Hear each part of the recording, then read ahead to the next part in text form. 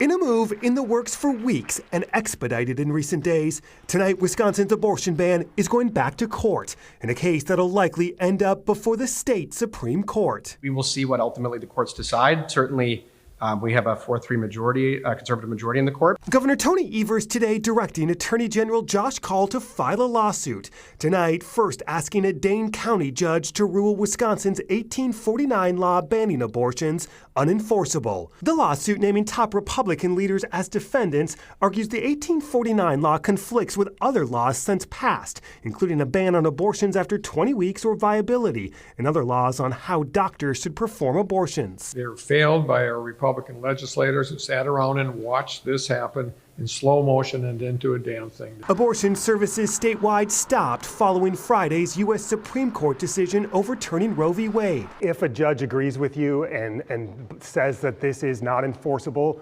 in your view, does that make abortion fully legal in the state?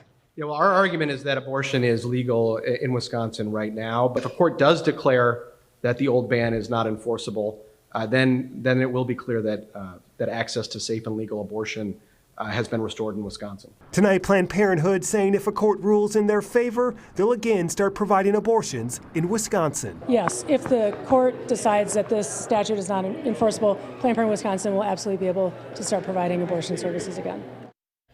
Matt joining us live once again. Now, Matt, you have new reaction just in from top Republicans tonight. Assembly Speaker Robin Vos, who is named a defendant in this lawsuit, Toya, tonight accusing both the governor and the attorney general of attempting to break the law, and also saying tonight he is confident the courts will uphold the 1849 law, the 1849 ban. This is the start of what could be a very lengthy legal battle. In the interim, what happens between now and the court action and the potential state Supreme Court action, Toya, is anyone's guess. Matt Smith reporting live tonight. Thank you.